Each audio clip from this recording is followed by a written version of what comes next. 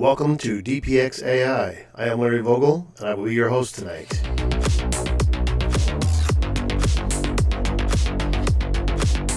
Let's get started.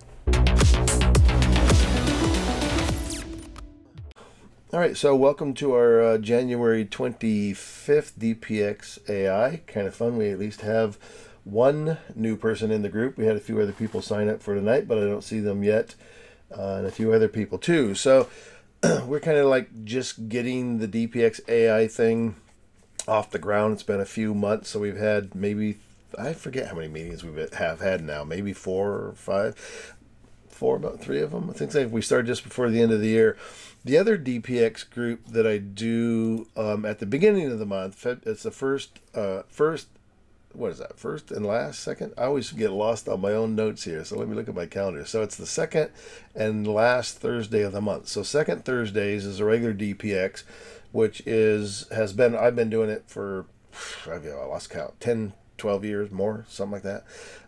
So that meeting's been going on for quite a while. I was doing 2 regular photo meetings a month, and then when the whole AI process came along and I started getting involved in it, I thought that it'd be great to sort of split the 2 meetings and do the regular DPX photo group and then do the AI group on the last Thursday. So there are 2 separate meetings. They each have their own distinctive GoToMeeting code. So the code that you're using for tonight won't work to get you into the second Thursday night. But they're both meetup groups, so you can go there and join that one also. And then you'll get those announcements too.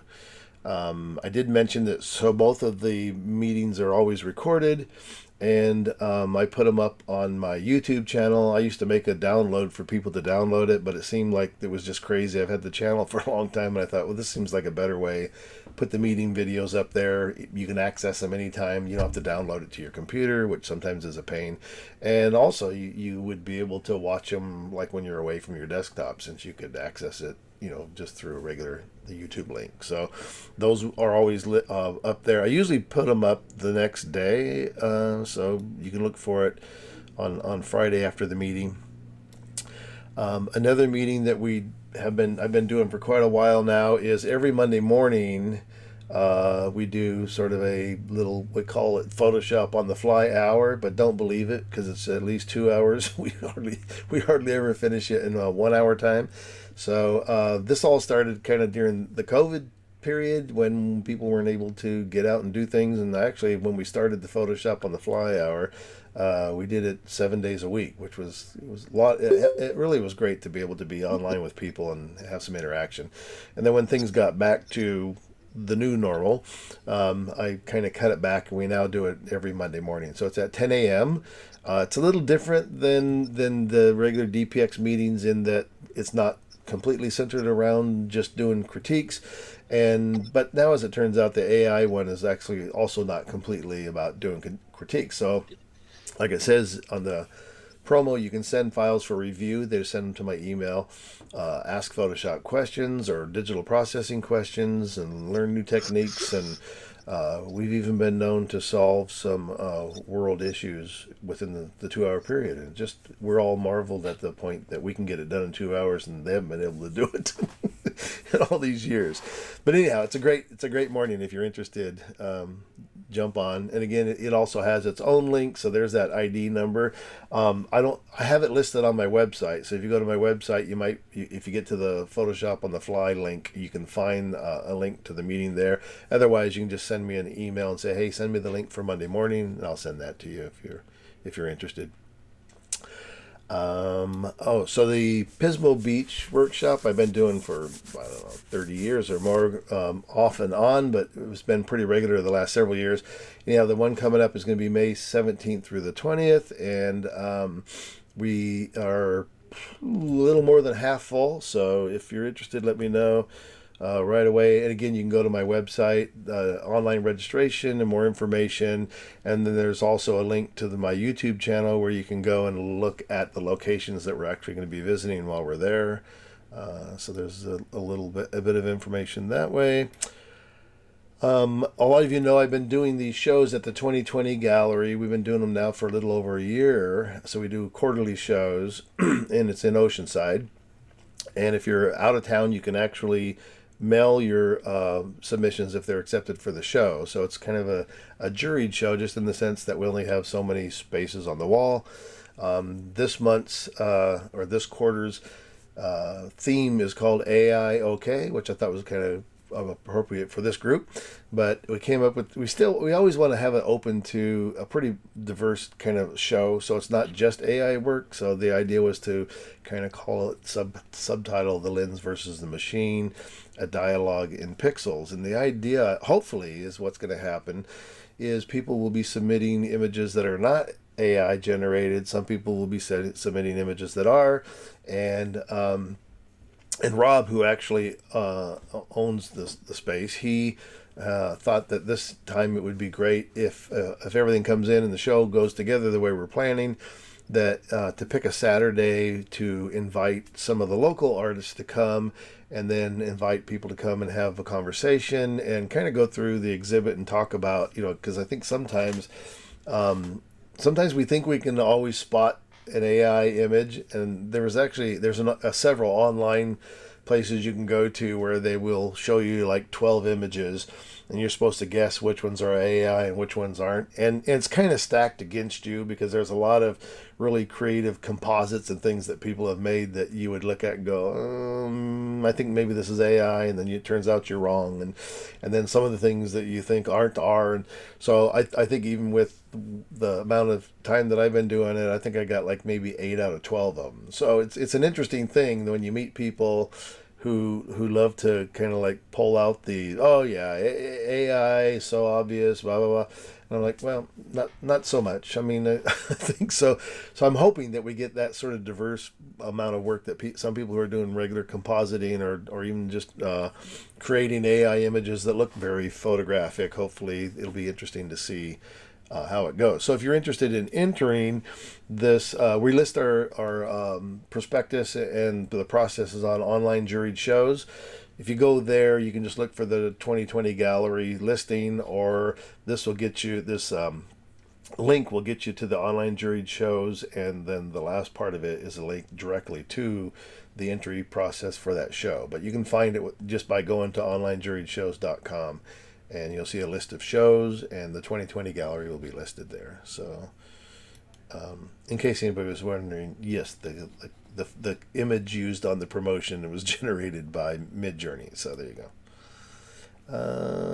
And I think that's everything that I have for announcements. Does anybody have any announcements they want to share with the group? Either shows you're in, or other shows that are looking for work to be submitted, or workshops, or anything. You're certainly welcome to share any of that. And if nobody has anything they can think of right now, if you come up with something during the meeting, just let me know, shout it out. There's also a little, in the GoToMeeting window there's a little chat space there where you can type in a chat if you want to supply a link to a show or something that you're in. You can do that, and then everybody will get a message there also. So you're welcome to do it that way. And I think that's it, unless anybody has anything that they thought of while I'm finishing up the announcements. Otherwise, we'll move in. Remind me about the 2020. Do you have to have the size of the finished image in a frame? Like, is that the size that could... like if you have a 60 by 20, you have to add. Yes, it has to be framed, has to have wire. Has to be framed, has to have wire. Yeah, all the instructions are on the prospectus if you go to the online juried shows. But yeah, so the end result is a piece that will hang on the wall. I mean, I've done some pieces that were 40 or 50 inches, so there's plenty of wall space to hang larger pieces too. So. However, if everybody sent in 50-inch pieces, we'd have a limited number of pieces to hang. But there are several spaces in the place to hang large pieces. Did that answer your question? Or okay. Yeah. Okay. So just like if you haven't framed it yet, just add a couple inches around. Yeah, or just guess. It's all we're really trying to do is get some idea. Yeah, how many 50-inch pieces are there, and how many 20-inch pieces? So yeah, it doesn't. Your measurement doesn't have to be exact. Nobody's going to hold you to it. Okay. All right, there's Dan Vint. Welcome, Dan. Hi. There you are. All right. So, as I mentioned, we're still kind of getting our, I don't call it our wings together here, but the idea when I first started this, again, like I said, the regular DPX group was always a critique night, and people would send in files, and this is certainly welcome to use that same format in the sense that I'd love to see what other people are doing. And again, when we say AI, one of the things that I've mentioned to other kind of clubs and people where we're all kind of kicking around, what are we going to do with this new technology? Some clubs are saying you can't use it. Some are saying yes, it's okay. But in the meantime, to me, it's like there's to say that there's no in our club you can't use AI. My kind of retort back to them is, well, you can't just say that, because are we talking about using prompts to generate just a whole image out of from a prompt, or now obviously we're talking about Photoshop where a lot of the retouching tools are using AI, and just not like using AI assisted for selections. You're actually generating brand new pixels that aren't part of the original image. But it's an incredible process, and I think that if any of the clubs that are kind of contemplating how are we going to manage this thing that a lot of people want to argue whether it's still photography or not, I think that they're fighting a losing battle, because once Adobe put AI technology into Photoshop, it's not going away. It's only going to get better and bigger, and more functions that are going to be available through this process are going to continue to be added to Photoshop. So for me, I'm just like, yeah, you got to get on board and start learning the process. And I think at some point it has to be like, it can't matter whether you've used a tool that actually removes an object or puts in a new object or generates brand new pixels. I mean, content aware fill was always this technology that is has to use your pixels. So content aware fill is looking at the content of your image and using those pixels to fill in a space. And a lot of times it's like, I always say, my joke is content aware fill has the same 3-word response, which is, oh my God, but the different inflection each time you push that button. It's like, oh my God, or it's, oh my God. It's like this, because sometimes the things that are generated are like, yeah, okay, not even close to what I want to do. So, and I'd shown some demos of the difference of using content aware fill or using generative fill to fill those spaces, and it's like night and day. So anyhow, that's my soapbox on that. There's Osea. Welcome, Osea. So tonight, as far as people who have sent in images, unless you're here and I missed it, Judy sent me some images, and I'm going to share an image that I'm working on currently. And in the whole process tonight, you're welcome to throw out any questions, like how do you do this, or what technique are you using here, or I'm using Photoshop. I use a little bit of Firefly, but for most of the work that I'm doing, I use Midjourney to do that. And so I'm not like an expert in Midjourney, but definitely can answer any questions if people have that. I can pull it up and demonstrate it if you're interested in seeing how that functions. The work that I've shared and the work that I'm currently doing is photo composite work, where it's really more of a working in conjunction with AI, where pieces are generated that I use together with my own photographs to create composites. And it's just, to me, is like, if you do composite photography, you've definitely got to get your hands into the whole AI process, because the ability to create anything imaginable that you could composite together with your own personal image is just phenomenal. And then back to the same idea, if it is, you're still just like, hey, I'm interested in creating very photorealistic things, and I'm really interested in the retouching process through through the AI tools that are in Photoshop, that's certainly viable too. So this meeting is not just about using, third-party AI image generators or using just Photoshop, but it's all about all of that. So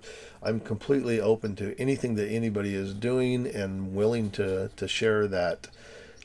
Share your images or share the technology. I mean, I always think that one of the best things we have about groups and camera clubs and all that is this ability to interact with other people and learn from each other. And like my tagline that I've now used for a lot of years is this about stay creative, be inspired, and be an inspiration to others. And I think that's one of the great things that we have to do when we are meeting with other photographers, other artists, is to inspire each other and help all of us generate better images, whatever that means. So, right. Any comments from anybody before we jump in? We're gonna look at Judy's images first. At some point, I'd really appreciate it if Yeah, you Brent. could go in to show a quick rundown, of what is going on with AI and Photoshop right now, Okay. and quickly just go through a bunch of stuff that it can do. Sure. That would be great. Yeah, yeah. Yeah, it's pretty exciting. I Go think ahead, Judy. Yeah, go I ahead. think I discovered an ancient AI in Photoshop in the render trees. Yes. So, but Because those. every time you change it's a different tree, even though you pick like a maple tree or something. Yeah, yeah. And then you do sliders to say how many branches and this Yeah, and that. add the branches, add the The leaves. tree changes every time. Yeah, yeah. So is that like antique AI? It's actually no. So, yeah, none of that is so it's actually more kind of on the lines of I don't want to say like creating, a brush or a stamp, but it basically is kind of like using what I want to call it. It's not stock photo, but the idea that it'll generate a tree and you can add the limbs and take it away. I'm not sure because that technology for that it's been in there for a long time. One year I did a whole Christmas card using no photographs. I used all Photoshop techniques, and that's why I wish Greg was here. Greg, he does so much of generating images from scratch in Photoshop, that don't even have a camera involved in them. Greg Klimt, he's been doing that for years, and so he's a pretty talented digital artist, and it's exciting to see what he's doing also now with the AI generating things and stuff. And I know he's using Midjourney and Photoshop. Yeah, go ahead. I noticed today when I was playing with it, because Heidi Gotro had a homework assignment for us that involved trees, and every time I did a slider, the branches completely changed. It wasn't the same tree. Yeah, like I say, does anybody else know who's the engineer in the group? Paul Anderson. Paul Anderson would know. Paul, how are those those things? Like I said, I know they're not AI, but I'm sure they are. I can't think of the word now. Like the precursor to it, because it's not just like adding leaves to the same branches. Right. It changes the branches. Yeah, yeah. Even though you didn't do the sliders to change the branches. There's also, again, along that same lines, you can you can generate flames, render flames in Photoshop, and very realistic, and you can draw a path, any shape that you want, and then render the flames. And same idea, there's a bunch of text where you can choose from what kinds of flames and how many flames and how far apart, and it feels a little bit like AI. So let's jump in and look at your images, Judy. I'm just going to take them in the order that I got them, because you got a bunch of them here you've been working on, so you can tell us a little bit about where you started and how you got there. And so this is where I started.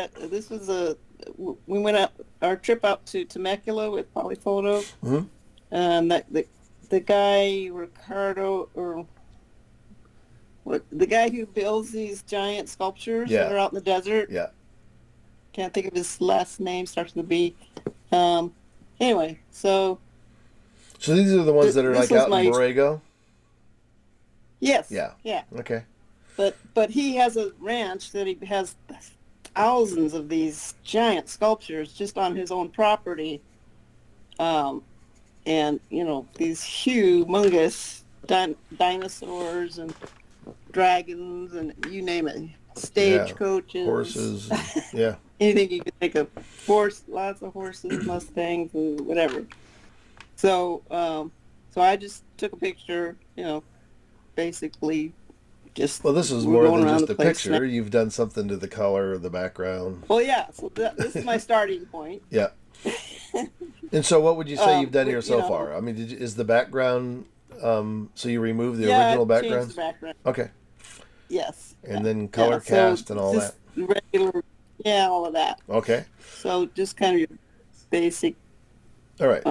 So then you Photoshop retouching, and went from there so to then this first one. I don't know if this is the very first one or I don't know what order no, they're in. that's Oh, here's the a next 01. one. Here's a 01. So is that the first one Yeah, after the? yeah, go, Okay. yeah. So they're numbered, so probably if you go down to the bottom, well, I don't know how. This they one do says but 01. So that one that just was on top was the one you just sent me, the last one today. So I didn't have the number on it. That's why it showed up above it. oh, I see. Oh Yeah. no, you put a 5 on it. It Um, looks like, but it should have been a 05. Okay, so on Oh, this one, oops. this is obviously a. Okay, so this one I just did like an overlay. So I did it paint, and then I just did it as with a blending mode. Okay, so then did you use AI in Photoshop to generate the paint? Yeah, Okay, on a separate layer and then So- changed blend modes. on a separate layer. Yeah, because it pretty much ignored the image. Yeah, we'll So talk. then I wanted to, I'll jump into Photoshop and Yeah. we'll talk a little bit about that process. And then this now says Right. AI Paint, right. which means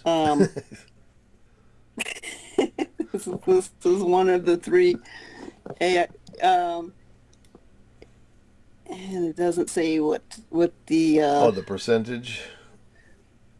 the percentage would be probably listed in the Photoshop document, but I think it was like 20 or 15. Okay. It wasn't. If I went past 25, it was a mess, Okay. pretty much. All right. You know. And did you use the technique so Monday morning we were talking about it. So did you use the technique that is using the mask, generating the mask Yeah, but I had some questions about that Okay. because there didn't seem to be any way of. So I. So these first ones were done, I think, using the I don't know, that other masking technique. Then I downloaded the using the TK, quick mask? the TK quick fill, and Yeah. that was way better. Uh, However, in any of these masking things, you do the quick mask, but then lower the opacity, but then you have to have a selection in order to hit gen fill. right. So how do you get that selection? It always selects the whole canvas and not the dragon. Well, so if you wanted, yeah, you could create a specific selection of the dragon and not the background if you wanted to. So each time you change that, you have to load the selection again. And so you can load the selection from any previous ones. Well, But how do you load? But how does it include the mask, the quick mask, or whatever other kind of mask you're using? so we'll open it up and we'll go through that. Okay, All right. because I was confused. Yeah. But I did find out one thing that worked better. I think these are like oil paint, Yeah.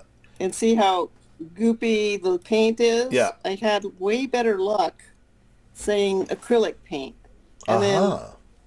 then acrylic because it's not as thick and, Uh-huh. build up. And I think, So, again, you can do so like any of the paint filters. I haven't played with the paint idea much, but you might be able to even add into that prompt rather than just oil paint or acrylic paint. You can maybe start dictating, small strokes, big strokes, little brush, small brushes, those kind of things all I might tried add that. to it. And I tried the small stroke that didn't pay any attention to that. ah, It did not do anything. it's weird because I get So, sometimes the same thing is like I'll put something in and it's like didn't pay any attention to that at all. And I've watched other demos too where the guy goes, "Well, that's not what I anticipated." And so let's try it again or try it again. And so yeah, sometimes it can take more than one time. So this next so one, you can see in these that the background um, is still big same brush background. strokes. Uh-huh. Yeah, so in other words, it selected the whole thing, but at 15-20%, I got more detail. So it doesn't yeah, but the background doesn't look like it changed at all in any of them. So it's only affecting the dragon.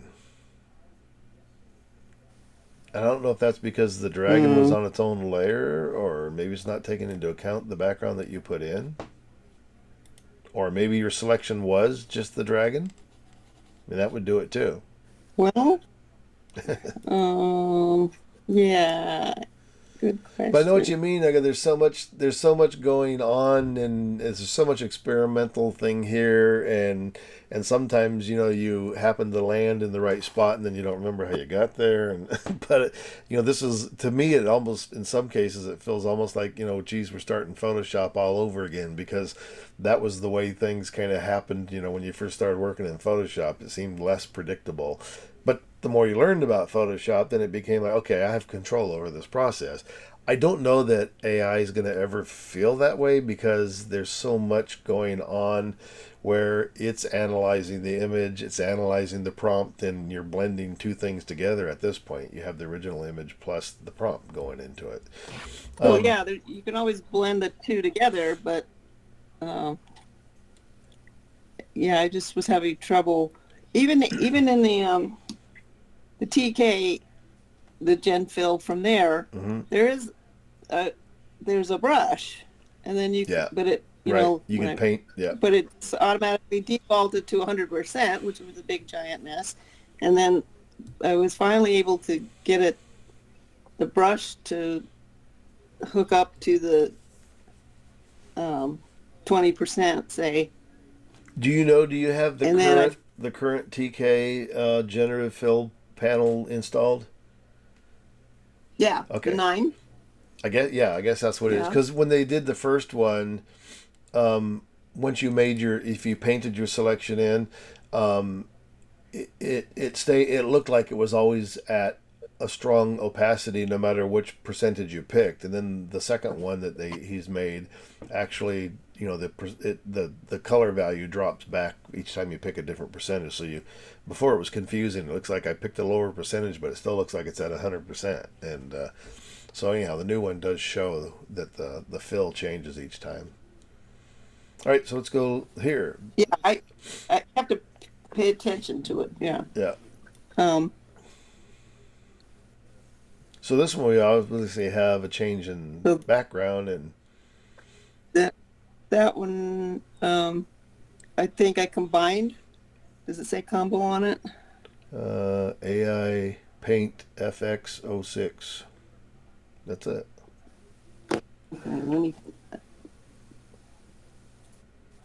Let me see if I can find that one.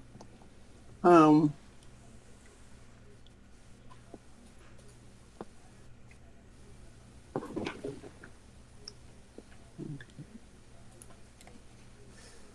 Oh, and this next one is the same yeah, one but a that's PSD. So I suppose we could right. open So that. that, yeah, You that can see what that that looks like. if you open that, you see all the millions Yeah. of layers I.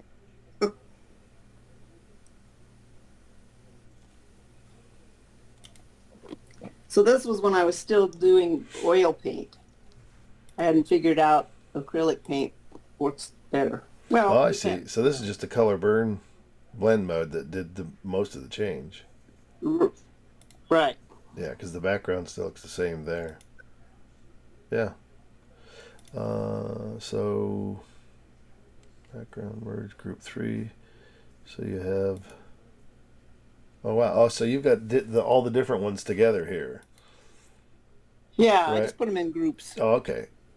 All right, that's good. So is that? Oops. There's. Let me go ahead and collapse those for now. So second group is that one. I don't know why this one is. Group 2 looks like group 1. So, Oh, so I see. Oh, and this has. I have the eyeballs. This one actually has the background effect. Yeah. Okay. All right. Oh, yeah. So, I by having, does it matter? It seems to matter if you have the eyeball on or off, which is how I got the background to be the same on each of them. By placing the effect on the top of the layer, and leaving it the eye on the layer just below it, or shutting off all the previous effects and just having the background. Well, so there's Or the one that was painted. there's that whole thing when you're merging groups or whatever. If you're using that Control Alt Shift E, which is a stamp visible. So yeah, whatever eyeballs are on, basically whatever you're seeing on the screen is what it's going to stamp into the new layer. If that's how you're. But I didn't stamp these. I just Okay. had them turned on or off. And then highlighted the top layer, and then hit the generate fill, and I think it took into account whatever eyeballs were on. And most of the time, I didn't want it to be affected by any previous paints. I wanted it to Right. only Oh, I pick see what from you're saying. the Yeah. background. Mm-hmm. All right, let me jump back here and we'll finish going down the list because there's a couple more here still. So now this is interesting. And- So it developed some legs. Yeah, I Wow. know. It's like you never know what's going to happen. And then the background is, I did a luminosity mask that went over, over the whole thing, Uh-huh. and got those strokes Mm-hmm. from the mask that I created, just by going in and picking a regular luminosity mask. Right. Wow.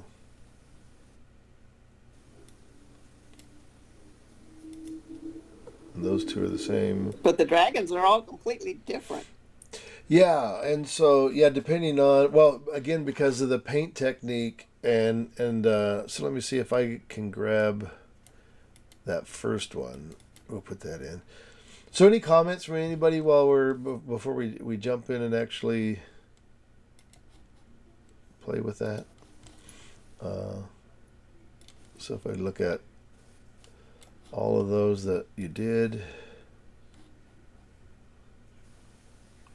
we lost Brent. Brent wanted to do some things in Photoshop. So yeah, there's all the thumbnails together.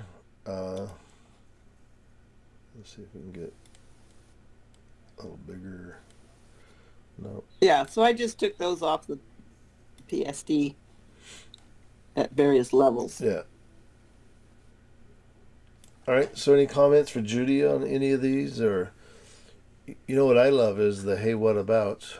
I love this one where the legs showed up. I think that's kind of interesting. Yeah, So I don't remember if I've ever seen. If I remember right, the dragon has some kind. You've already done some retouching. Aren't there some kind of poles or sticks or things that hold up the head or something? Or is that another one? Hey, that's a different one. Hey, Judy, I have a question. I'm looking at all of them, and I know what you started out with, but are these all just variations on the same image that you took? Because I see that their heads are tilted. Their heads are tilted a different way in some of them. Yep. And yes, how did you get the legs? Yeah, that's the question of the evening. It never happened again. Wow. It's one of those I mean, offs. what did you do? Did you actually make the canvas I bigger? didn't do Or? the only variable was changing the percentage Percentage. of the class. Oh, you used that technique that you showed us on Monday Yeah. with the masking, and that's what changed it? She did it or AI did it? Huh. AI did it. Yeah, I did it. The TK Well, generative. no, I mean, I changed all I did was change the percentage. And then it came up with these in the TK9 crazy generative, various. right? Using the TK Mhm. plugin or using the masking. Well, but no, these first ones were not the TK because I just installed that today. Oh, okay. So Oh. I was, yeah. So, well, let me say one thing. I really enjoyed when I finally did it, and it did the TK version, because what it does is it labels your layers, Right. and it says Yeah. 20% Oh, good. Yeah. and acrylic Cezanne or whatever I Right. put. So this is So I tried Cezanne, I tried Dolly, I tried But I- Van Gogh. But if you were to go back again and start from the beginning and use that 20% Cezanne or Dali or whatever, do you think you'd come up with the exact same image, or would it be different No. again? No, it would be completely different because I tried it. yeah. It was different Yeah. every single time. Yeah. Okay. So there's a thing about the same in Photoshop and in Firefly and the other ones. There's a thing that they call a seed value, and I saw a guy that claimed that, and in Mid-Journey you can actually look at an image, and I forget how you do it. There's an image, you can go in and you can ask it to send you the information on that image, and it will tell you what that seed value is. And if you plug the seed value in Mid-Journey, if you plug the seed value in, this guy was claiming that you would then get the exact same image every time. And I've done it before. You don't get the exact same image every time, but it's more similar if you're always using the same seed value. But the seed value can be, it's randomized in the process to begin with, and it is I forget how many numbers there are, thousands. I mean, so it's the randomization of using these seed values is huge. And so, but the idea though is that you still don't get the same image twice, and you can put in Mid-Journey or any place where you can put in the prompts, you can keep going again and again and again with the exact same prompt, and it's going to keep regenerating something new. And so I suspect what happened on the one where she got the feet finally, or did, and the reason why the dragon, so the original dragon in the upper left here, the reason why it looks more or less, it gets different each time. Again, that's part of what's going on. And again, this is the Tony Kuiper panel, and this is free if anybody's interested in getting it to play with it. And there's instructions and everything on how to load it and how to use it. But all these numbers are percentages, and so the idea, and I think we demoed this before, is even if I don't use his panel, if I just do a Control A and I copy, and I have a selection of the entire image, and once we make a selection in Photoshop, we then have access to generative fill. And if I put in the word oil paint, spell it right. No, try acrylic. Try acrylic. Okay, I'll try watercolor if you want to. Watercolor's completely different. A-C-R-Y-L-A-C. Okay, so acrylic paint, and we hit generate. The thing that at this point here where you're using 100% of the prompt and none of your image is what the equivalent here is. And it'll prove me wrong, but you won't get anything. All you're going to get is something that looks like acrylic paint on a panel. You're not going to get the dragon. You're not going to get anything from the original image at all. So there it is. So at this point, it's not using any information from your photograph. I don't know why that disappeared. Anyhow, there's the three variations, and you can see each one of these. I don't know why. Is it using the color information from the image though? I think, No. Like I here, think look, it this is is a all little bit. green. No, not at all. Right. So Oh, wow. it's using nothing from the image. So you would get the same result if you just opened up a new file, and let's just say I'm going to make it 1024 square, and So it's totally ignoring. So it's totally ignoring what's on the canvas. It's like Exactly. you have a painting on the Yep. canvas, and you're just like painting over it, basically. So here, Totally here I random. have no pixels, generative fill, oil paint, generate. And so it will generate the same mess with no pixels at all to Yeah. even access. So, and this is actually the way that you can use Firefly inside of Photoshop. So you could actually, by just starting with the blank canvas. And I don't know why I did this the other day too. I got it's a graphic card thing, I think. I'm getting these weird kind of things. But anyhow, you can see it just generates random paintings and no information at all. In this case, there were no pixels to begin with. So, and in this case, on this image here, so this first one is basically at 100%. So if I turn that one off and I come back to this panel now, and then I start working my way down these percentages. So I'll go all the way down to, we'll start at 20%. And so you'll see there's, So is there a way to go to 10%, no, Larry, with this? not on his panel. You would Why? have to do it manually yourself. So on the panel, and I guess I don't know if that was his determination, like there's not enough difference in 5% increments that they didn't do the in-betweens, but that's just it. So right now it's got Because To put in a percentage manually in here, or you have to get out of here. no, you can't do one manually here. Yeah, you'd have to get out and do it yourself. And I think what he's using here is the quick mask mode, because you get that quick mask color. And if you look at the temporary layer here that's there so far, it has the empty pixels, but it has a slight color cast over it. So even if I turn this off and on, you would see. So that's the quick mask mode over it. And so once I pick a percentage now, and I'll put in the same acrylic. I can't talk and spell at the same time.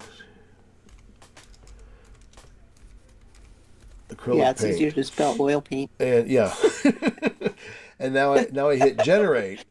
Now it's going to use the information, because the selection that we have is not just empty pixels. It's now using it's using the prompt, and it's partially using the pixels from the image to now blend those two things together. And again, I don't know why I'm getting these weird squares. They're not. I think it's probably a problem with my, because that looks almost like the ones that we didn't have any prompt on. But you can see the bulk of the image anyhow. It's actually using the pixels from the image. And so as you go up and down the percentages here, as you get closer to 100, then it's going to use less and less of the image to determine what it's doing. Let me see if I hit generate again, if it'll do the same thing. And so this is, I think, a graphic card issue with being online, and it's actually time for me to upgrade my computer, because I'm at the top of my graphic card ability on my motherboard, and even when I start Photoshop, it tells me that beware your graphic cards. I found out There you go. on my PC computer. Yeah. That message came up because your Photoshop is going to your Intel drives and not your GeForce ones. You have to actually delete the Intel ones, or whatever the other one, the original one was, and direct it to your GeForce drives, and then you'll have the full power. Well, as far as I'll look and see, but problem- as far as I know, I only have one graphic card in my computer, so I don't know what else it would be looking at. But yeah, if you look at these, so like Judy said, the interesting thing, or the good thing here is the way that Tony Kuiper's panel is set up. It automatically puts in the percentage and tells you what your prompt was. So this is 20% acrylic paint 2. So if I look at the 3 of these, if you look at the details of the dragon in the 3 prompts, they change dramatically, but it's still based on the original dragon. So that's why a lot of Judy's other versions, the facial things, here the eyes different, the wings are slightly different, and So each time you generate, it's going to use that oil paint idea, but at this low percentage. You see, it's not even really interpreting much color. It's almost using the exact same color palette that was available on the original image there. So if I go back to the TK panel and now go back up to, and you'll notice the great thing here is that the prompts all stay in place as long as you're working here. So if I go from 20, I'll go ahead and double it this time. Go to 40, acrylic paint's still there, and I'll go ahead and hit generate. And so now it'll generate a new one. And like I said, as I get closer to 100, you're going to probably start seeing color changes and more radical changes on the dragon. Or actually more radical You're going to see a changes. lot just with 40. Yeah, on the paints. So as you start moving up the scale. Yeah, I had to stop at 60 because at 60 it was just unreadable. Yeah. You know, it was. So you see, it's still maintaining this background color, but and actually all the paint strokes changed completely. That is wild. And it's starting to get a little more color to. Now look at that. There's a complete blob. Yeah, that's. And again, there's just no way to really plan. It's interesting there, and so here, this is also horrible, right? So, and so you could hit generate again, and it would just use the same prompts, the same percentage as we used before, and regenerate, and so you would end up with three new choices. But it's interesting. I would have thought more color would have came in at this point. Yeah. Well, I mean, it doesn't have a lot of color to begin with. Right. But like the example was when we were at 100%, the color palette on this one is all over the place. There's the kind of magenta, and the middle one is more green, and so this is where at 100% it's having its own free reign over creating just an oil painting that's not related to your pixels. Okay, but here's my question. You've got the eyeball on. Right. Did you have that on when you did the generate? I did, and so that's another point too. Is you want to make sure that when you do the next one that you're actually generating from just this background image. So 40% from the bottom one, yeah. Right.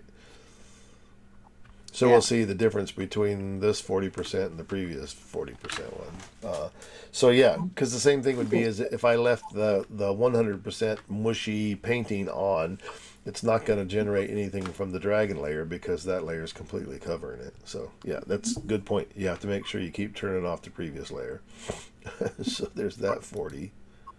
That's horrible. Didn't even look like an oil painting. These are even more. Well, so again, I'm getting a weird graphic card thing going. I should probably stop Photoshop and let me do this. I'm going to close this. Save changes. No. Let's close this. Those are better than what I was getting. Save changes. No. I'm going to shut down Photoshop and let me clear this. I don't know how much this affects memory having recent files open. So maybe I only sent you the one Photoshop document, but because I did a different one that came out with the one with the legs. Yeah. I think that was a different Photoshop. So there was different effects. JPEG. I felt guilty sending. Yeah, no, well, and that's the thing, with this group, I'm not getting 20 images that we have to critique all of them, and again, kind of like the Monday morning thing where we have because we're not looking at 20 images, we have more time to play and experiment and hope again if anybody in the group has any questions. So here's my thing, so driver update recommended. My driver's completely up to date. I've already checked it, but your Photoshop is not recognizing it, Larry. I've been to my technician several times for the same issue. And? So, and what he did, and I don't remember how he did it, but he went in and he got rid of the old, the old version of the old drivers. Right. The Intel driver, whatever. That Photoshop seems to be going to, and it's not recognizing your GeForce drives, which are all up to date. Well, I'll look into that and see if I have other drivers. My understanding was each time you updated it, it should get rid of the old one. But Theoretically, it doesn't. But happen. also in here, DirectX feature level. So my problem too is that I can only update to Windows 10. I can't put in Windows 11 at this point. If I go to try to put in Windows 11, it says your computer won't support Windows 11. So I'm stuck at Windows 10 right now, which is Yeah, I hear a lot of people hate Windows 11. I have it on my laptop. It's the same thing. Yeah. You know what it Yeah. is? It's like we are all such creatures of habit. Is when anything changes, you go, "Oh, I hate this," and it's like, yeah, 6 months later, you don't even remember what you hated about it. But anyhow, Right. because I was the same way. Yeah. Every time they change it, I'm like, "Oh, what? This is I like the other one so much better." You like it better because you're so tuned into it. Yeah. You're vested in it. Right. Yeah. So, all right. So let me reopen this and see if it corrects that stupid graphic problem. All right. So I'm gonna go up a notch again. I'm gonna see if I actually can get some more color here. So, and this time I'm gonna go with oil paint. Okay. Then you're gonna get the big dabs of paint. Okay, let's try this. I'm gonna go oil paint, small brush.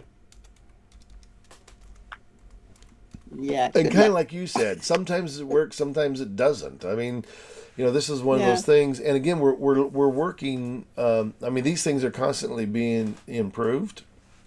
The whole AI functions and features. And I like to remind people that if you have not ever worked like with Midjourney when it first started, and it's only like 2 years old, or they're about 2 or 3 years old now. There you go. I even got a picture of a brush. Right. That's what I'm talking about. Funny. And that was at 65%. So it doesn't like my small brush. No. Not even close. That's a No, good it- one. what's That's that? No brush. All right, so let me try that again. Well, so try small stroke and see what that. All right, that sounds And leave good. the word brush out. All right, so let's go again with oil paint. But you still want to stay with 60? I haven't done it yet. Because I think I got smaller strokes when I went to a lower opacity. But All right, let's go 30. yeah. All right, generator 30.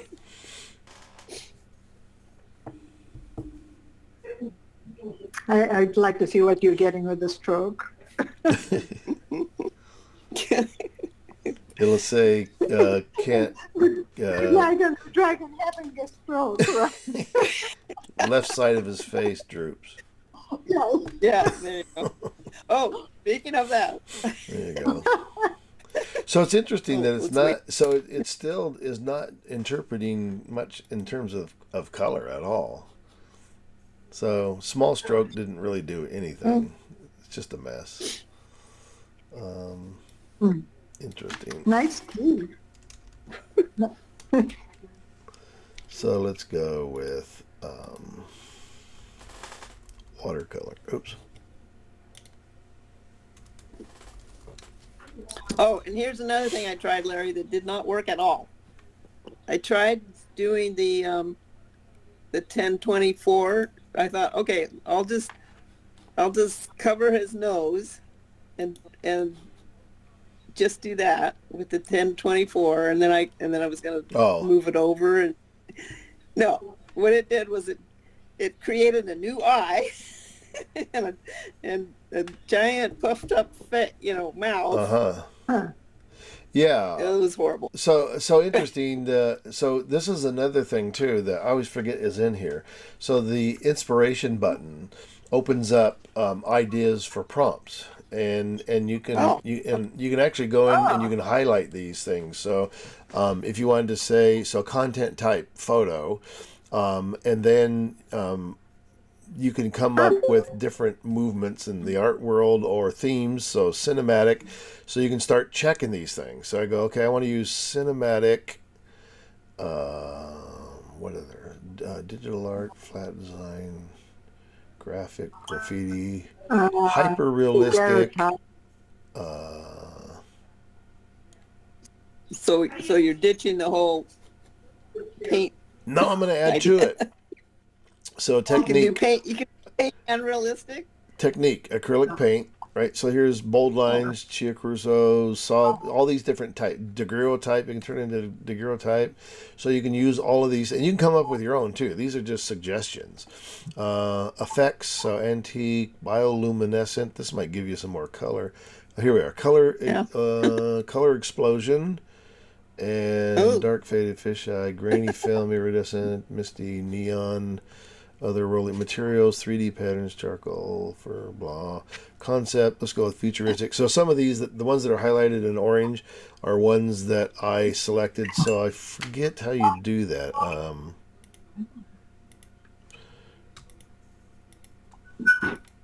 Well, is it going to add those to your Yeah, it's going to take these. direction? It's going to add. These are going to become prompts. So color and tone. Muted color, pastel tone, vibrant, warm tone, lighting. Let's go with some dramatic. Good. It's already kind of golden hour, so we'll go with golden hour. Yeah. Landscape, so you can change the depth of field. We won't. So, oh yeah. Are you All gonna right, do so I'm vibrant going to colors? say okay. And all of those are now put into the prompt. And now I can choose the percentage. I'll leave it at the 20 and say generate. Yeah, I'd forgotten that was there. And it's kind of fun because you can go in and start checking off things. The other thing that somebody else had done as an interesting example is if you go into Firefly, you can look up, and that's I think where Tony got a lot of those ideas. You can go into Firefly, and so it didn't add the color at all. That's interesting. So I had checked that, not only watercolor, but I had checked the cinematic lighting and what was the other one? So on the inspiration, hypercolor. So you had features. watercolor and acrylic? Oh, interesting. Did it? No, it did. Did it take my watercolor? Let me go cancel. I don't know. It made. It did. Ah, Oh, so you're paying attention. okay. All right. So again, this is the free Tony Kuiper panel. You can get it from his website. And there's instructions to download it and how to use it. And like we were showing, it uses these percentages for a fill. And on this inspiration thing, you can come in, and these all then become prompts. So anything that you check off on here will become a prompt. I've forgotten now. In fact, here it is up here, the whole prompt that's going to use. But I've forgotten how you highlight. Like all the ones you see in orange are ones that I marked as favorites. And there's a way to turn those on and turn them off. Oh, it's just a right click. So there you go. Right click and it'll highlight them. So it makes it quicker for you to find the ones that you really like. Let's see if I add Misty to it. All right, so there's my prompt. It's going to go. And let me take photo off because that might be confusing the whole. Yeah, that you're gonna lose breath. Acrylic paint, Yeah, photo. color explosion. Oh, so it was photo. Where color, Misty, future, golden hour. I don't have a color. It was at. It was up at the top somewhere.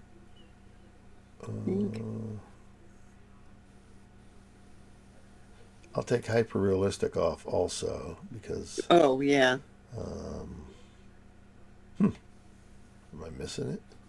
It shows it here, so I didn't put it in myself, so it's checked off here somewhere. Oh, I know what it is because I've checked it here. So let's go to art. There we go. Yeah. All right, so let's say okay. That becomes the prompt down here. So it would be interesting too. So you could copy this prompt and then use the generative fill to try it also. But remember, you got to turn this off so each time you do it, so that it's looking at the background layer and not the ones that you've already generated. So let's say generate. See what happens. I'm still surprised that it's not coming up with its own. Oh, I didn't pick a percentage, so I got to go back still. Oh no! Let's see. Oh yeah, we'll see what it comes up with here. Because if it used 100%, it's not going to. Yeah, it didn't use the dragon at all. So let me come back to here. So I'm going to use that same prompt, and we'll try. Let's go with 40%. So this is exactly the result. So if you use if you use 100% and you don't knock it down, so even if you just selected 100% and did it, it's only going to generate a new image based on your prompt. If you use one of these percentages in here, then it's going to look at the pixels of the dragon and the prompt and blend those two things together. But you got your eyeball there. Yeah, I was just turning it on so you can see. Okay, so Oh. generate. So Oh. this will be at the 40%. And like Judy said, the cool thing about the panel is it puts that information into the name of the layer, so you can go back and it'll tell you what percentage you use to That's generate so that layer. helpful. It is. And if you're not using the panel and you wanted to do it manually, then you have to make sure after each time. So we got a little more color this time, but not a hell of a lot. So that was the 40%, so there's 3 variations. It's running a little slow. There's that one. I'm just really surprised that it's not generating more color. It's depending still a lot on the original dragon image, and that's at 40%. So like you said, Judy, you were still down in the 20%. Yeah, 15, 20 All right, seem let's to be do the best 15 for detail. and hit So generate. that you don't. Let me turn that layer off. And we'll generate again. So this is all about, like, again, taking an image and then using the AI to sort of apply a painterly effect to it. And so, I mean, a lot of people But- might not be interested in that idea, but that's Well, then my next question was, well, how do I mask the mask sort of thing, or like doing a selection where I'm only doing the 20% on just the dragon? oh. Okay, so there's let me just look at the 3 results here. So yeah, I mean, at that lower percentage, the 15%, we're getting kind of, again, it's using those prompts. So we're getting some paint because we have acrylic paint in the prompt. So we're getting some things that look like brush strokes. But the real example here is that heavier percentage, you get less of the original image as part of it. And also back to what Judy had showed, it's not just using only your image, because you'll see that even some of the details on the dragon change between each one. So it does sort of create a new... Yeah, it redraws Yeah, the dragon. yeah. So so the question then is, instead of again, so like on Kuiper's panel, you can create your own selections. You could also use the paintbrush to say, paint in the area that I only want it to be affected by this. So this would be really complicated to do, but you could use that in conjunction with. So let's say we go into Photoshop and we say object selection tool, or I don't want to use object selection. I want to say select subject. Now remember, on the select subject, there's a little drop down here after it selects. I'll show it to you. And on this, it did a pretty good job. I was surprised most of this little in-between stuff a lot of the time doesn't do a great job selecting those. But you got to remember, on the select subject, there's a drop down menu here, and there's 2 options for the selection.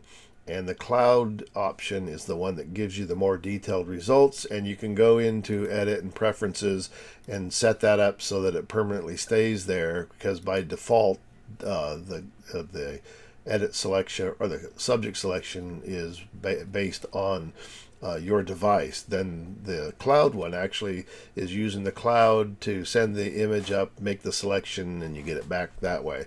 Takes a little longer, I think barely noticeable, but the detailed results are so much better.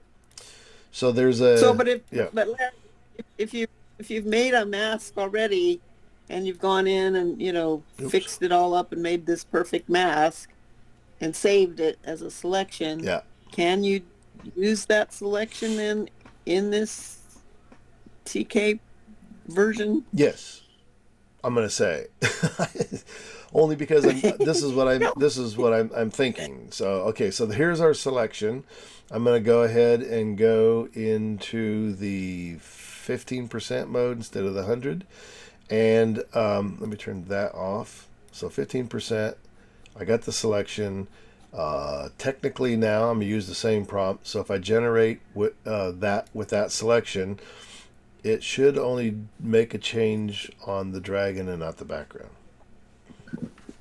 Oh, And Wait, so you, but it will be weird to see how it responds to it, because the problem is you've seen how the dragon has changed shape each time depending on what percentage you've done. It's done more changes to it. So I'm not.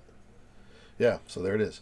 So what it actually oh, ended up doing here, and this actually looks like it gives you more control, because if you actually look at the mask, so there it is there. So it's hmm, generated the change and created the mask from that selection. But it also kind of oh, feels like if I were to, so this is the way you can test it. If I go back to this selection process, object selection, and say select subject, and generate that selection again. And the other thing you can do, I mean, if you're all this, if you're not familiar with the Tony Kuiper panel, this other stuff over here is part of his panel also.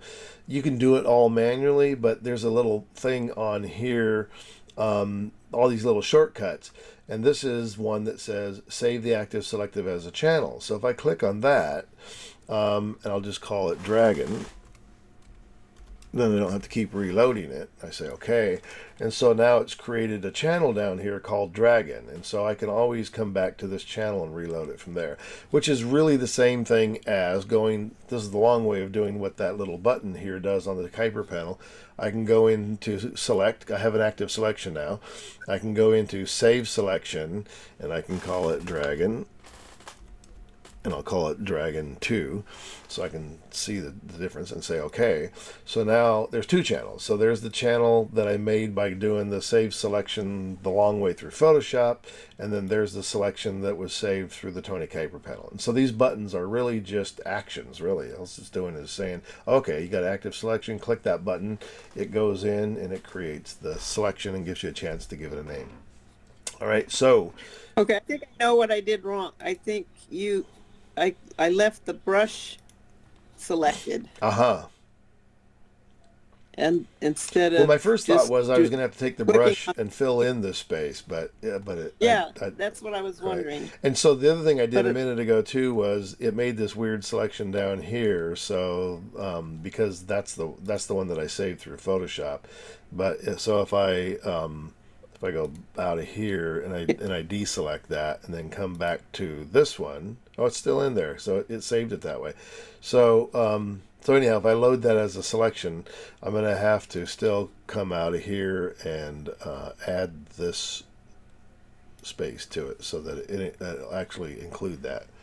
So no, didn't do it. Come on, I want to add that.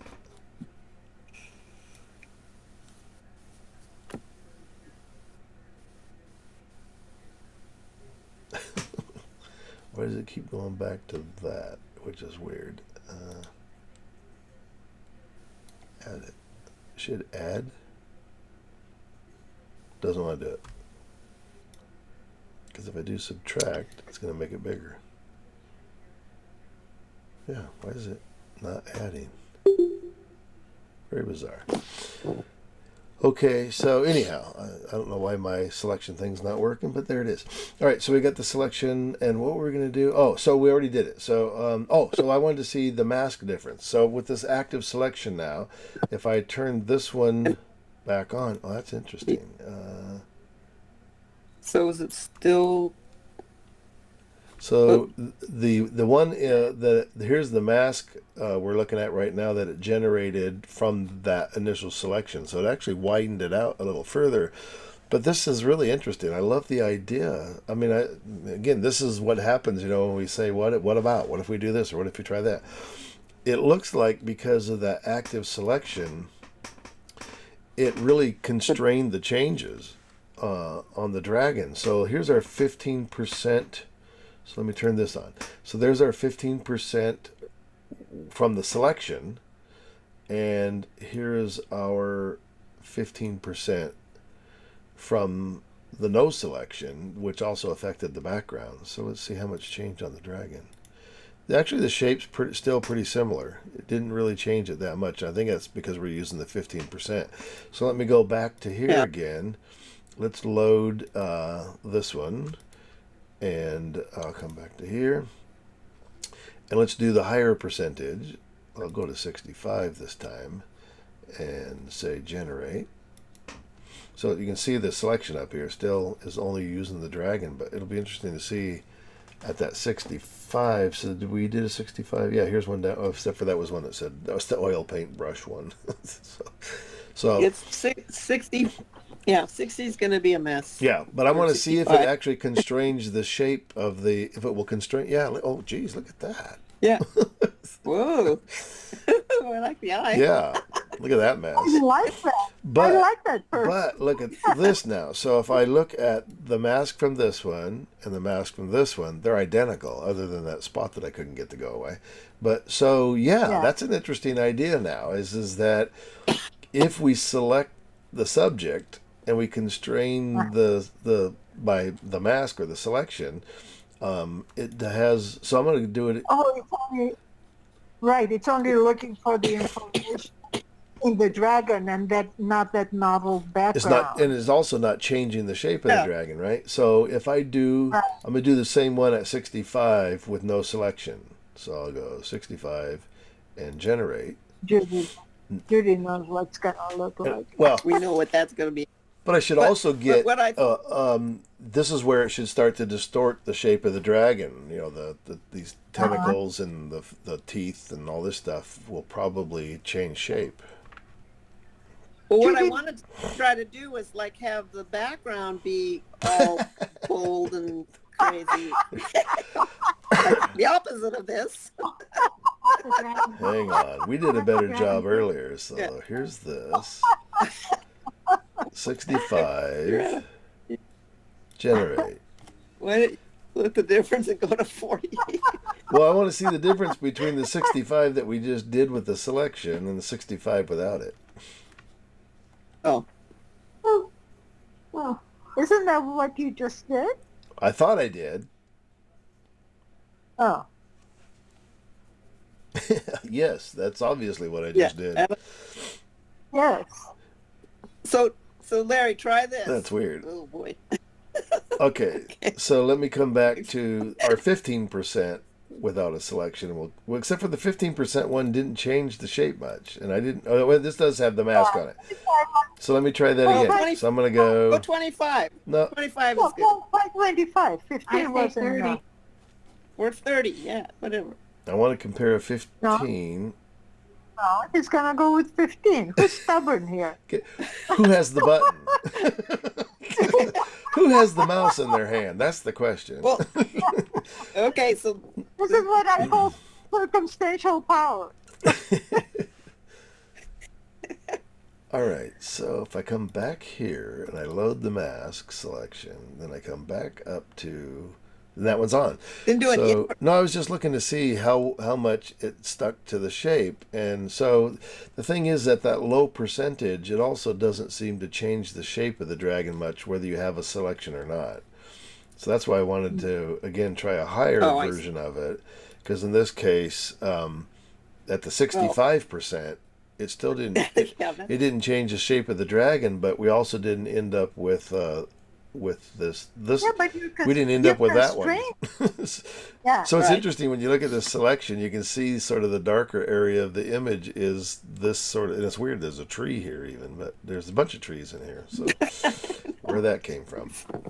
So here's the next one. So take that same dragon and do an inverse, and do the inverse at like 40, and the and the dragon at about 20. all right, so again on the Kuiper panel, here's the shortcut, invert, and then generate the back. I'll use the same prompt, generate the background separately. So let's see what happens. Oh, I didn't pick a percentage. Wait, pick. Judy, what's your background So AI what generated? was the percentage you wanted to do? Like 40 or something, 45. Yeah, 40. for the Pick a background. number. All right, 40. 45. 40 for the background. All That's- right, generate. Oh. It'll be I interesting have a to see what question it while does you're with doing that this. space between there. Yeah, Paul. Yeah, you're talking about all these percentages. If you did not have that Kuiper panel, how would you do it I'll show that in a manually? second. with So there's about a Okay. dozen ways to do it, and it's funny because we talked about it on Monday morning, and I was just I actually had to you would join us on I actually had to pull up a the video from Unmesh and use it. So there's a background change. That's actually interesting there. So, Yeah. Yeah, that's nice. I like that. so yeah, you could then, interesting idea here No. too. Yeah, so here's that background without the change of the dragon. So now if I turned on the change of the dragon, so Yeah, because the that's what I meant. yeah, so the background now has the mask on it. It's also the only part of it that was changed, which is interesting too. So if I turn off the mask, yeah, the only the oh interesting. Hang on. So yeah, so you can see the dragon wasn't affected at all by the AI prompt. Only the background was, and then the one But if you image turn below it. Yeah, so you could go through all of these and play with the backgrounds. Now here's the thing too, and I mean, and I think one of the Unmesh was doing this same sort of technique with the painting idea, and you could do things like this where, so again, it's using the background layer, for the dragon. And so if you wanted to, you'd have to change this layer order. So if I put the unchanged dragon up near the top, we got a lot of layers going here. But so if I put the unchanged dragon here underneath it, and I liked this fiery eye down here, so I could turn that on, and then on the unchanged dragon, add in a mask there, and then paint the eye in. So grab a brush, and I got. I'm not sure the eye's in the same place. Yeah, I know that's the problem, right? Because it seemed like it was down in here somewhere. So let's see here. Yeah, Let me get to 100%. I found. Yeah, that there it happened is a there, lot. right? Yeah, Yeah, but here's it the cool completely- thing. So there's the eyeball, right? So the eyeball is on a That'd be separate layer, which is this one here. So now I can grab the move tool and I could put the eyeball anywhere I want. Oops, I'm going to have to, let me go back here. I need to disconnect the mask and now move the image. It still didn't work. Where's my, oh, there's the mask up here. Why is it? It shouldn't be moving that one. Control. Oh, I know what it is. Let me go back. Control Z. So what I need to do is, let me undo brush with black. So, oops. There you go. Cover this up. X. Let me reveal a little more of that. All right. Now if I go back down to the fiery eye and grab the move tool. There you go. Ooh, there you go. Whoa, that's cool. There, so something like that. But yeah, the idea of using multiple kind of creations and masking and all that, you could start to choose. So you could say, oh, I like the wing from the other one, or this from that one, and so the only thing that you need to do is, I mean, then layer order becomes the big deal in the case here, because we have a mask on the dragon up here, and it's affecting the background. We keep that as the top layer. Yeah. And then the bulk of the dragon with no changes here, and then if there's another layer that has something on it of interest, you could take and mask that in also. Yeah, I like this. I like that background too. Yeah, that's pretty cool.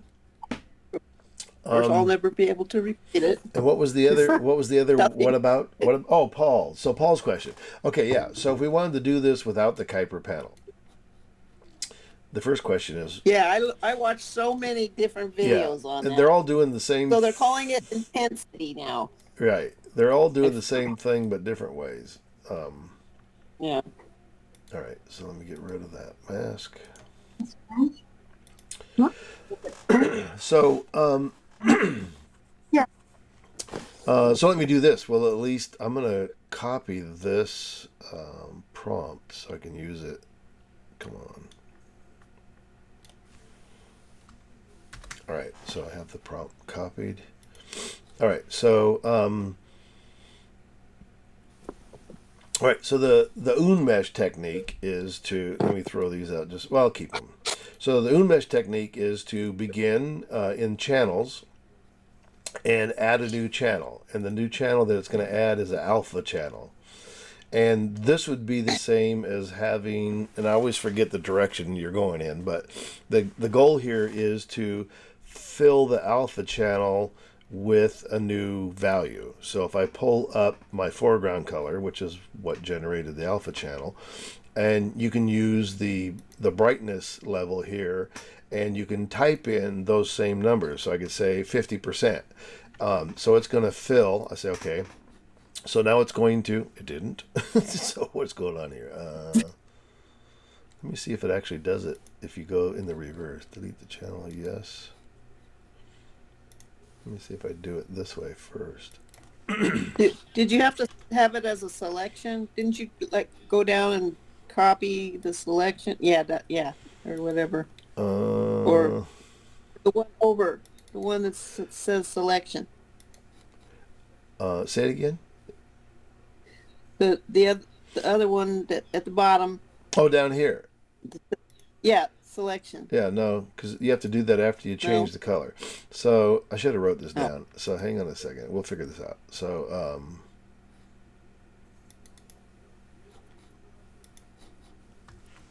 do I have to have the channel selected? Oh no, I know what it is. Okay, this is the all right. So what we want to do now is we want to fill the alpha channel with this new foreground color, which percentage. So 50%, we're going to say start with that. So at 50%, then you want to hit, let me see if this is true now, Alt backspace. Yeah. So Alt backspace on a PC, and I think it's Control backspace on a Mac. And then what that will do is it will fill the alpha channel with that new foreground color, which is 50%. And another way you can do this too, well, you're still going to have to end up creating or filling in the percentages here. So we'll just call it 50% alpha channel, or so we'll know the difference. So we got the 50% selected. Now we need to turn that into, we need to select that channel. And then, so now we have a 50% selection, which is this 50% of the alpha channel. So it's semi-transparent, the selection. And if we can now come back up to the dragon, is that right? Yeah. And then now that we have the dragon selected, we can go to generative fill. I will paste in the prompt that we used on the last ones and say generate. So this is the same idea as on the Kuiper panel where you have these percentages. You're just creating this alpha channel, which comes up black, and you're changing the fill level of the channel between 0 to 100%. And we'll see if it works.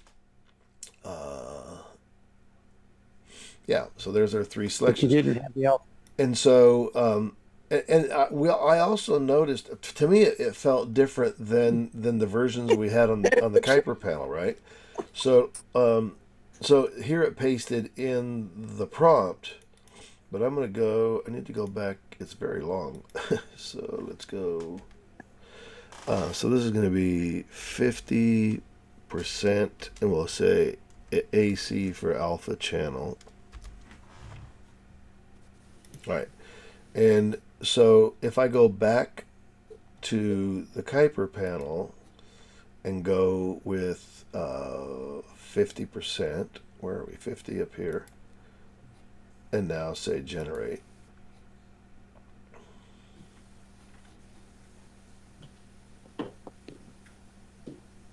The thing that's so strange is that all of these different, I mean, it's like you're changing 15 different things in the formula.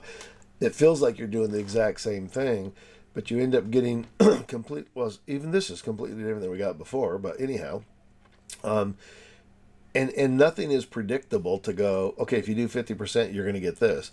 And it depends so much on the original detail that's in the detail that's in the original image, and what percentage you're going to use as to what gets reproduced, and all those variations on it. But so that's the technique if you don't want to download the Kuiper panel, which is free, so you have that available, is... Well, so it's 20%. Is it the same or is it reversed? Like, do you need to bump that up to like 80 to get a 20% mask? Well, this was 50%. Or, I know, but 50's right in the middle.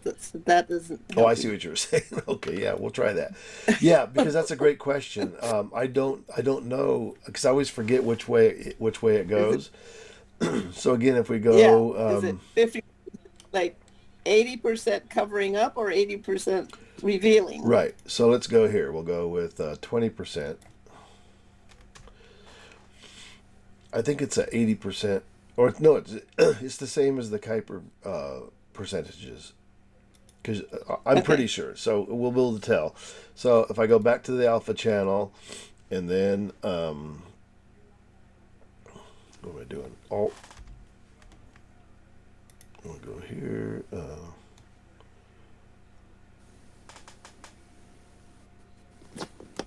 Well, I'm forgetting my Well, shortcut now. can you use the shift delete or shift backspace, and that will bring up your fill? Yes. So we want to And say then you do foreground. foreground. Yeah. No. so, Oh, so let me think about that. Or did all did right. it So much change? for that idea. I don't know now. Let's see. Did it Oh, change? So we're at. Oh, it didn't change here. So this is didn't change there. 20%. Okay, there it is. Okay, now And now, why didn't I don't know why it didn't do it before. Alt. Yeah, it's just Alt backspace. there. There. Okay. All right. So that was 20%. So we're gonna load that. Okay. So now, So this is a good example too. So if you're anywhere below 50%, you're gonna get this warning that just says no pixels or more than 50% were selected, and but you'll still have a selection. You just click OK. And as evidenced by the Tony Kuiper panel here, you get this little animated border that says you have an active selection. It's just not visible. So we still have an active selection. Back up to the RGB channel. Back to our generative fill. Let me do my Control V since we've copied it and hit generate. And so the question is this 20% or 80%? That was, right. That's my question. and I'll say I am equally confused by the direction that it goes depending on what number you pick.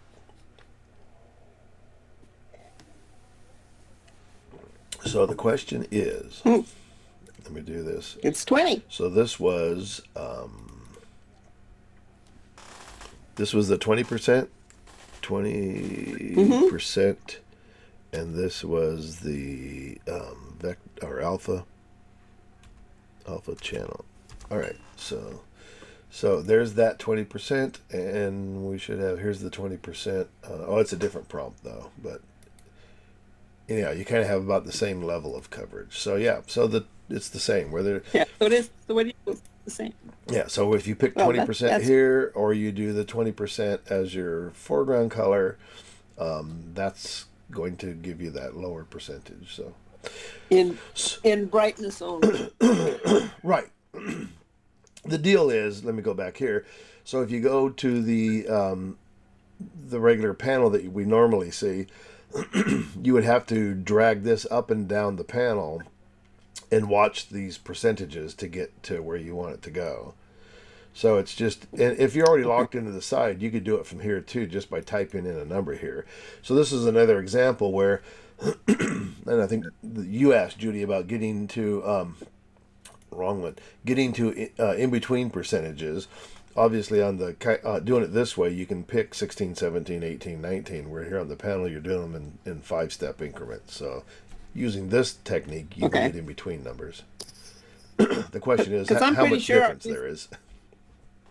Go ahead. I'm pretty sure on my underwater, Yeah. gal that was trying to do the dress, I'm pretty sure I used like 10% because I wanted it really minimal. Yeah, interesting. And so yeah, on the Kuiper panel, the lowest you can get is the 15. And like you asked, I don't think there is another way To type it in. type it in. Yeah. But this is an interesting thing too with the Kuiper panel. Like if you wanted to use this inspiration thing, you could still come in here use all these suggestions and then copy this up here and use it on generative fill inside Photoshop, so you don't have to use it. The other idea too, though, was, and this is somebody else had suggested this idea, that if you go to Firefly through your desktop cloud app, you can use a lot of, and you want to go to this text to image panel, you can use a lot of things that are in here, and I think you're going to have to generate something first to get to that panel. So you see, they do. Oh, so this actually, you can borrow people's prompts from looking at these images. Posh gold deer skull with sharp antlers on black wall, photo studio light product. So Oh, there's a dragon. so it won't give me a, I would have to copy it. Oh, there goes Photoshop, just crashed, everybody. So Oh, here's another question about look, the here's a alpha dragon. channel. Yeah, Yeah, I know. That's what I just I didn't hear you say that. All right. yeah. But yeah, so this is a very colorful dragon. Yeah, prompt is too short. Okay. What?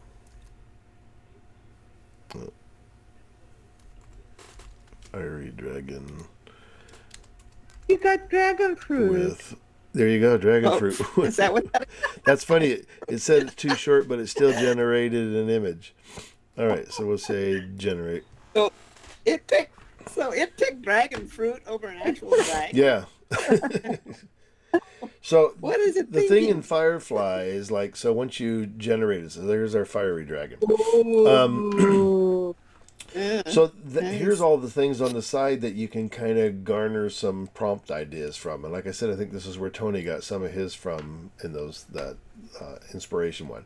Oh, that's So one is, yeah. it's easy to change from that to landscape. And then if I just hit regenerate again, then it's going to generate 4 new images, but in the landscape format. The other thing then is on content type, neither one of those are selected. So I can say I actually would prefer a photo, and you'll see down here now, it starts adding them down here at like they are prompts. So I can add photo. I can also drop in reference images, so I can upload an image there if I want to. Into effects here, there's all the effects if you want to go through all of them. So here's all of the things probably. So let's go with psychedelic. You're definitely going to get more color that way. And then themes, 3D anime, Yeah, comic there's a book. First Let's see, person we're I already know. on photo. So I'm going to leave that. Techniques. Here we go. Let's just go. Ooh, there was Let's one just. that said psychedelic. Yeah. Hold on, it was I chose that.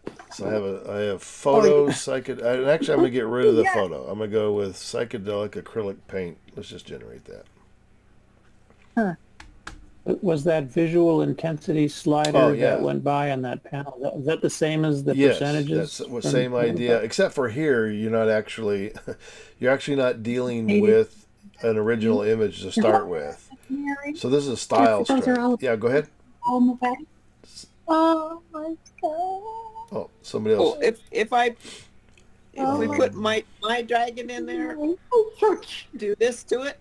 Yes, Yvonne is supposed Osea and Joyce are getting cute with the dog. Adjust the strength of Sorry about style. that. Adjust the strength of style matching and effects with a single control.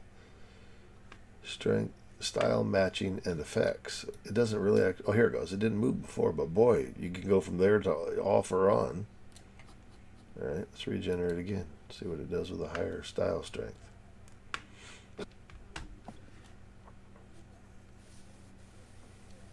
But anyhow, the idea is you could use some of these ideas in here. All right, then let's try another one with at a low strength. You can use some of these words in here to create prompts. So you could create, like a Word document or something with all these words on them, which is, it didn't seem to be that much different, which is kind of the same thing back in Photoshop, which I have to relaunch because it crashed. which is the same thing back in Photoshop that Tony kind of did with that inspiration button. So that's all his thing is doing, is copying those words and then pasting it into the prompt area.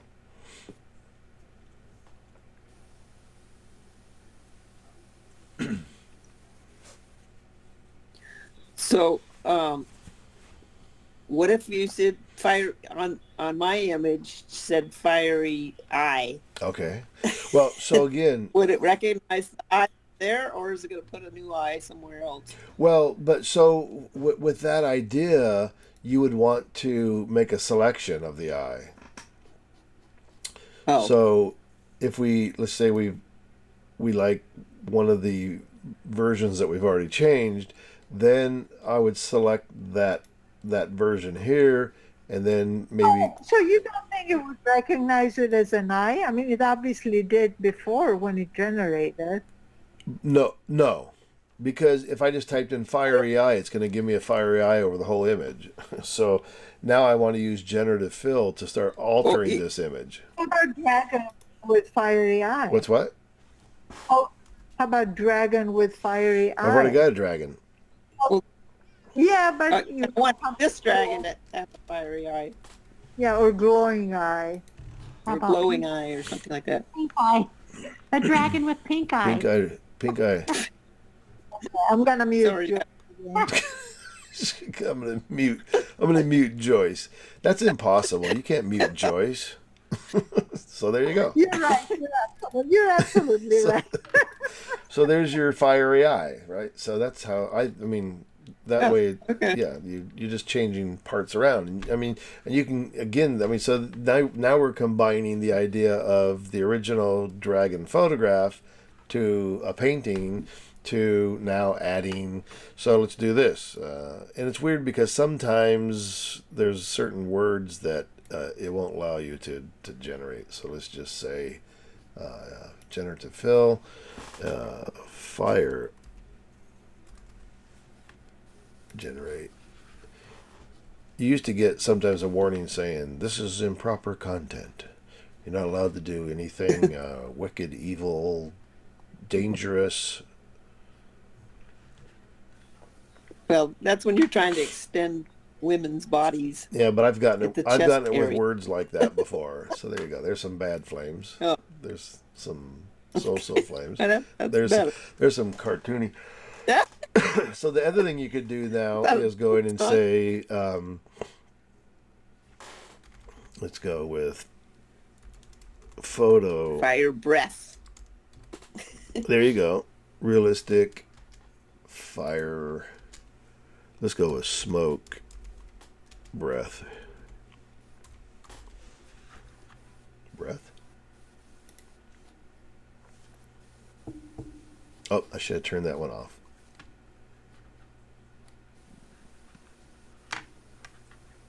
Hit cancel real quick. All right, let's do that. So my thing is still there. Let me turn that off. Right, generate. Actually, I think, yeah, you probably do have to turn it off.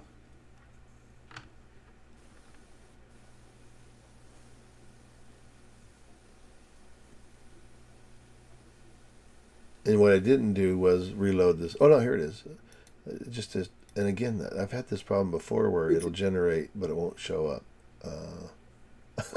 It's hard to see. This is more like just a puff of smoke. Oh, you know where you can go? Wait a Go- minute, go I have down to turn to- this you- back on. There it is. So there's the puff of smoke. Oh. This is like a tongue, and this is blue smoke. This is So, anyhow, I think there's actually I like the eyeball. I think I did a pretty good job on the eyeball. yeah, that eyeball's great. All right. So, any other questions? I'll share my thing next. What I'm working on. Yeah. Sorry to No, monopolize. no. And, you know, a lot of people do that on Mondays too. They go, "Oh, I'm sorry that I monopolized it with my image." I go, "We don't have all 50 images to look at," and I think again, it's like so. I think the takeaway on this sort of playful thing is the idea of generating a selection on top of using the percentages to only affect, in this case, just the dragon, or the reverse was to affect only the, or actually this was the one to create the background, those flames, or the kind of shape of the background. So Yeah, so if you left all that on and then did the eye, it, I yeah. don't know if it would change that much. So if I went back to here, reload the selection. Actually, I don't even need to do that. So Control D. I always forget on this one, you don't really need to. If I come back to the properties of this particular one here, I can ask it just to generate fiery eye again, and it shouldn't matter. Or you could just paste one of these eyes in. Well, no, that's why I'm just back on the same layer where we already generated the 3 variations. I'm just asking it now to generate 3 more, and so you can keep on going to see which one you like the best. Wow, that's an empty eye. Whoop. That's not bad. So between that one or that one, kind of like the shape of that one. All right. So anyhow, yeah, the takeaway here is, which I had never done before, was the idea of selecting the object, and then, like Judy had suggested, reversing the selection. So you have the background selected, and apply different percentages of change to the background and then to the dragon. So that's it. I think it's a great idea. Yeah, this was very helpful. Thank you, Larry. I don't know about Very helpful. Sometimes it's like, yeah, okay, just what I need is 20 more options to figure out where I'm going with this. Right. Maybe it wasn't helpful. It was informative. Yeah. Well, thank you. Also, on the women's group, my AI presentation has been postponed till in the fall. Oh, wow. Thank God. Good idea. Yeah. What was the reason? Because we're trying to do the horse Oh. thing, and now we have a horse photographer that we're going to put in my spot.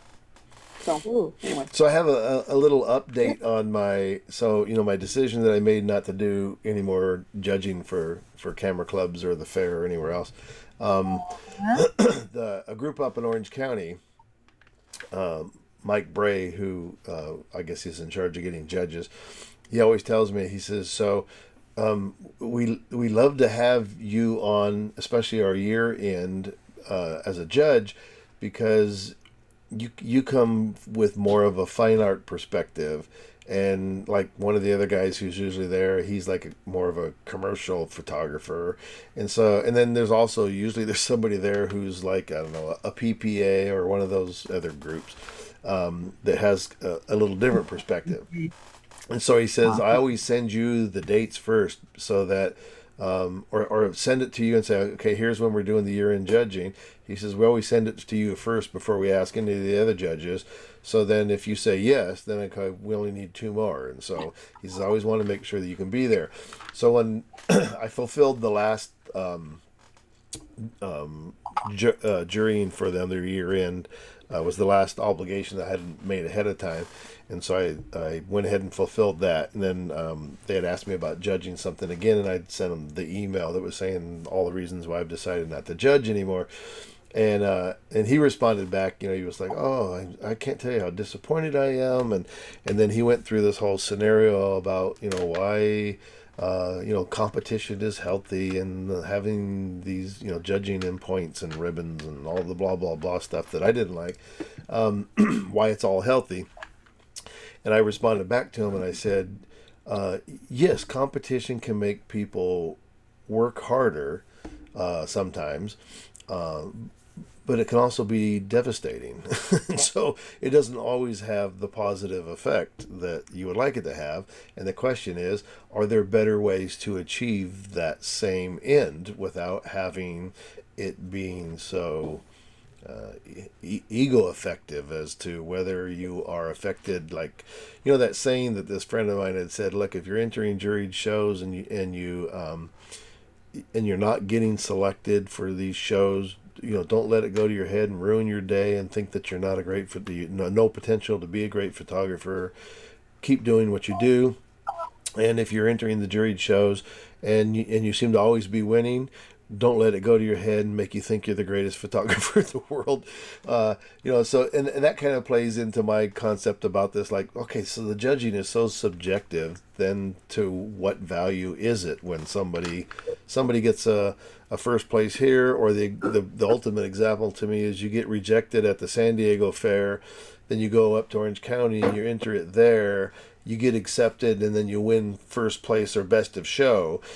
So how excited should you be that you won up in Orange County, but you couldn't even get into the show into San Diego? It only kind of lays out that whole thing about, okay, so how important really is all this numbers and competition. So anyhow, I, as with all the groups, I said, look, I'm completely open to continuing the critique process. I think that there's so much value in that, and I think it helps everybody. And so he had sent me an email the other day. He says, okay, so we've created 2 new events for the year, and they're going to be, and he still called them a competition. It's a print competition, but there's not going to be any scores. And so you can just do the critique and like you want to do. And I'm thinking, okay, great. But then I didn't respond back to him yet. I went to his website, or to the group website, and I looked it up. And when I read the description of it, it was like, okay, so this is a non-scoring event, but ultimately there's a critique, and then ultimately there's a first, second, and third place given, by the judge.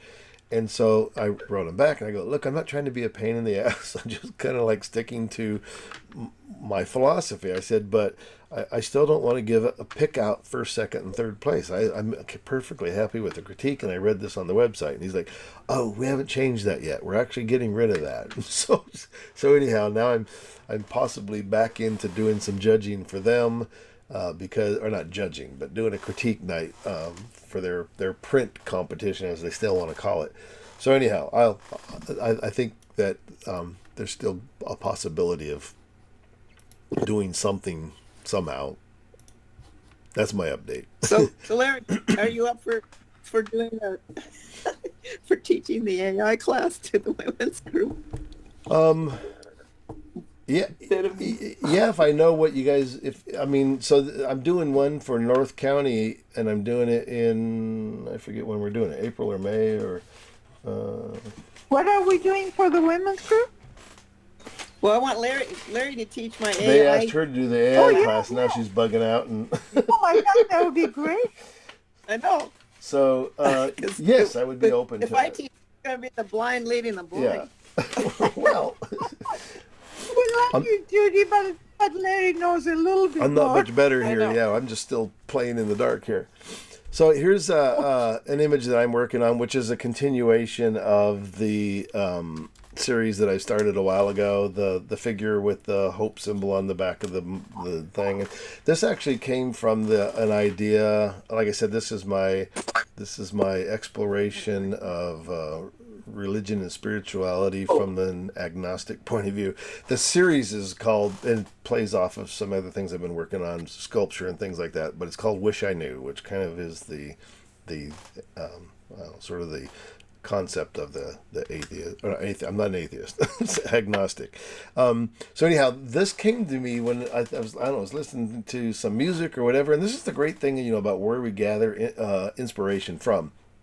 And so the U2 song, Still Haven't Found What I'm Looking For, which I thought was such a great kind of a cool concept about, again, sort of the agnostic thing. And I remember having a conversation with a friend one time, and and he inspired me to for this idea of, like, I would say when I was in my 20s, my attitude, 20s and 30s, I'd say my attitude was, look, there's no way to know the answer to any of these unanswerable things. We can always have faith or belief or whatever, but that's so different from knowing. So what's the point? Why bother? What's the point of the search, right? If you know you're never going to find an answer. And his comment was, there's a great Zen quote that says, that all plays off that old idea of, you know, the journey is more important than the destination. So the destination of being knowing the answers to the unanswerable questions of the universe versus searching for those answers. And in the other kind of quote and philosophy, Zen philosophy is about the idea is that and I have to paraphrase, I don't remember, but the idea that we're not it's not the discovery of the answers that makes us better people. It's the search for those answers, right? So then it opens up this whole other sort of world or side of the agnostic thing is like, okay, so it's still worth looking for, you know, or trying to understand, or trying to, again, through conversation and reading and listening and hearing other people and things. So that kind of concept came into this piece about still haven't found what I'm looking for. So, and this is sort of just a first draft of the image. So I'm using, again, sort of this collaborative process where the figure is generated by AI, but I've extracted it completely out of the background that it was originally in. The symbol on the back is a symbol that I had asked AI to generate, symbol that means hope. And so this is what I ended up getting out of several variations, and so I've used it on the back of all these sort of hooded, robed figures.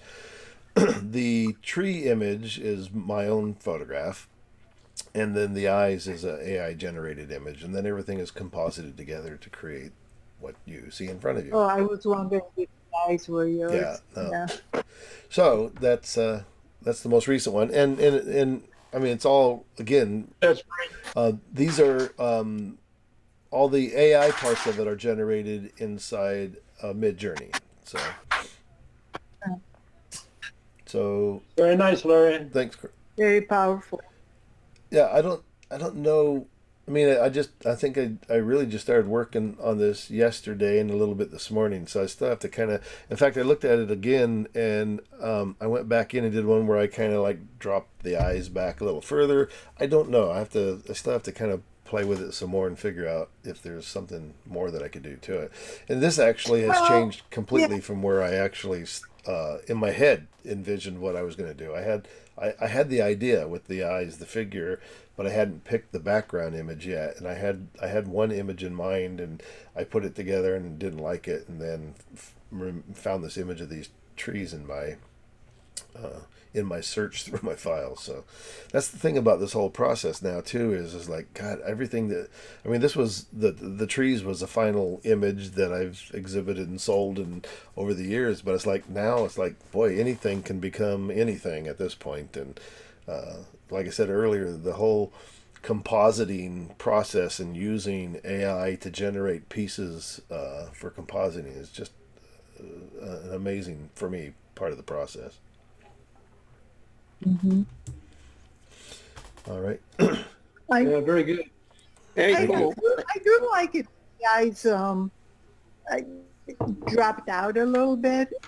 I mean, I love the eyes were just really strong in the other image, which kind of conflicted with the figure in the front. It was it was hard to tell which one was more dominant in the picture. Yeah. The two were occupying the same space, and when you drop the opacity, the eyes kind of become part of the sky or the universe, or he stands out more. Right.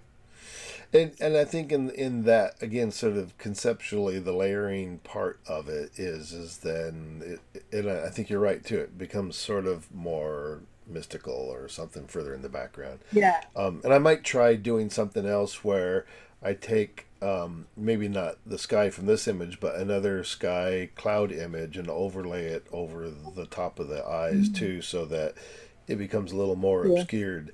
So most of the dark area in the upper part of the photograph is all part of the sky from the original tree image. So my thought is that if I found another kind of brighter, some clouds that I could overlay over that, but still I'd probably keep the stronger vignetted corners there, but to have a little bit more of the eyes interacting more with the clouds than they do here. So I don't know. Yeah. And another thing, I'm glad you pointed out that he had the hope symbol in the back of his robe. I don't know if it's brighter on your computer, but until you mentioned it, I couldn't see Yeah. it because it's so dark Yeah. So, that it really blends but the robe. But one more thing, now that I can see yeah. it, I actually see that symbol mirrored in the iris of the Oh, interesting. eyes. Yeah. Yeah, I know, isn't it? Yeah. Do you see that? No. See how it makes those two Yeah. X's Yeah. that they kind of More over curve, here. and I see that in those like the arrows of the Uh huh. iris. Do you see? There's like the center part, and then there's the The curving. Yeah, there's the two curving X's that are implied in yeah. that, and then the horizontal and the vertical. It's all in there. So, and actually, in all of the series, I mean, so one of the things that's hard, or thing that again, there's nothing about this that's supposed to be photorealistic. You know that I had one guy had pointed out to me, critiqued one of my pieces I did earlier. There was a bird that I had inserted, and I put light behind it, and it's the one of the guy who's in the boat and the rainforest Yeah. image, and the guy says, technically, if that bird was backlit, there would be more of a lens flare around the edges of the bird, and I go, dude, the point here Oh is wow. not to make this look like it came all out of the camera. I go, even if I did that, there's no sense about this being something that came out of the camera this way.